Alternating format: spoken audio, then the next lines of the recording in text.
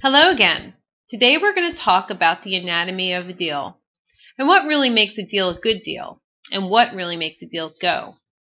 If you've been in real estate or sales before, this is not new to you. But bottom line, the most important thing in creating a good deal is that the property is priced appropriately for its condition and the market. Before we talk about what makes a good deal, I'd like to discuss with you how important it is to be able to encourage your customer, really your seller, to pick the most appropriate terms. Just like any other real estate investing genre, such as wholesaling, rehabbing, or even buy and hold investing, the strength of your transaction is dependent on you being able to get good terms. Now here's the twist. In our programs, the seller is the one who dictates the terms of the deal. So really, they're in control of whether or not the terms will be satisfactory to bring in the buyer. However, in your position as an account executive and being an expert in this field, you wield a lot of influence over your seller's decisions. Given this, it's your job to help sellers make the best decisions possible when choosing their terms.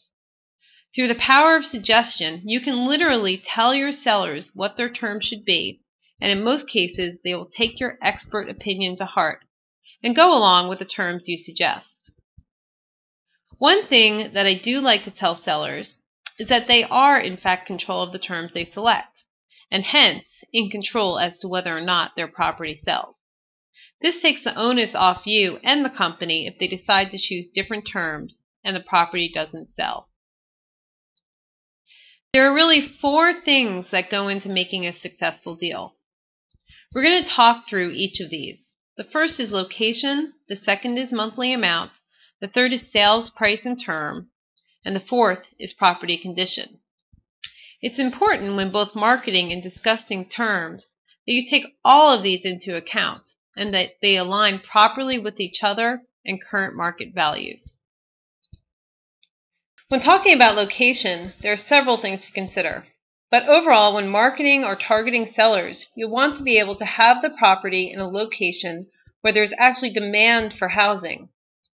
While there may be some techniques you can use to determine demand, such as looking at how many properties are currently on the market and how long they're taking to sell, I usually just pick populous areas not too far from where I live where I know there is demand. So for example, in Fairfax County, I know there's quite a bit of demand in places like Springfield, Burke, or Centerville. Another thing to consider when targeting properties is that you want the property to appeal to the broadest number of buyers possible.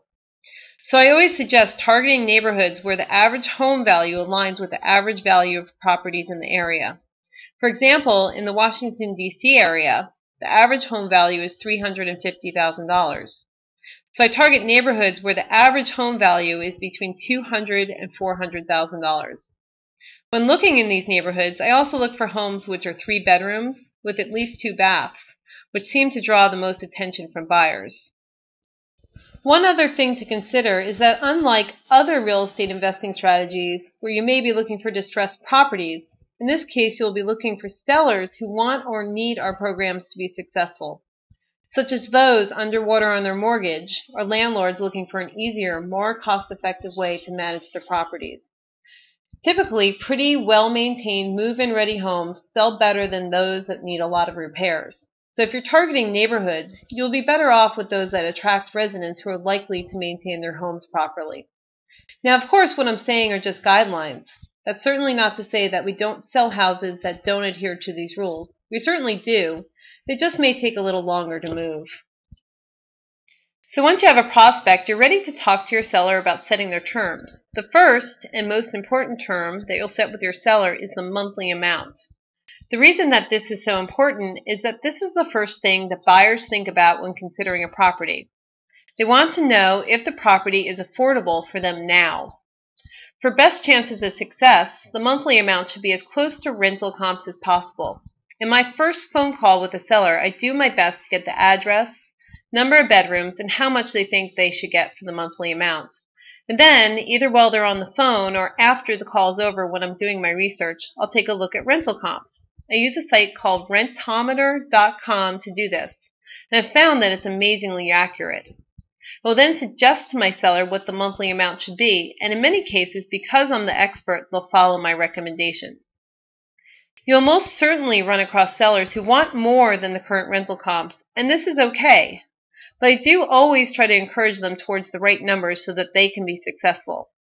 Properties that are priced too high often take a longer time to sell, which most sellers would like to avoid. If a seller insists on a higher amount, I have some decisions to make. If the pricing is way out of the range, I may decide not to work with the property at all. But in most cases, I can get the seller to agree that if the property doesn't sell in a few weeks, they'll lower their price, and this usually works pretty well. One of the benefits of our programs to sellers is that they can get a premium sales price for their property. For many sellers, this is what attracts them to our programs. There are tons of sellers out there right now who need to move but are underwater on their mortgage and would prefer not to short sale. Our program gives them the opportunity to recapture their equity with a future appreciated sales price. So in most cases, the sales price will not be equal to today's sales value, and that's fine because our programs are designed to handle this scenario. The most important thing to consider when setting a sales price for a home is that the sales price is properly aligned with a term that is long enough that the property can reappreciate and be able to appraise for the sales price that your seller selects. So sales price and term are intricately linked. One additional factor plays into setting terms, and that's condition. In most cases, condition impacts the monthly amount, with houses in excellent condition being able to fetch a higher monthly amount, and those in poorer condition only being able to get a lower monthly amount. When you talk to your seller, you're going to want to try to gauge the current condition of the property to take into consideration when helping them set their monthly amount. Unfortunately, if you ask a seller directly what the condition is, they'll usually say good or excellent, which may or may not be the case. Most sellers are not able to objectively look at their property and give an accurate representation of condition. In order to determine true condition, you have a few options. You can pay a visit to the house to meet the seller, or you can ask leading questions which will help you gauge condition. Questions such as, when was the last time you painted? Or what is your countertop made of? Or how old are your appliances? May indicate condition. If in your visit or questioning you find that a property is in poor condition, you may want to try to steer your seller to a monthly amount that is lower than rental comps. While for properties in excellent condition, you'll want to have more flexibility. Later in the training, we'll talk about our Fixer Upper program. With this program, if the home is in poor condition, the seller can offer Fixer Upper credits, which may make the home more enticing to buyers. Well, I hope you enjoyed learning about the anatomy of a deal. This section is now over. If you have questions about any of the content contained here, please talk to your mentor, and they'll be sure to help. In order to move on to the next section, please answer the questions below. Good luck!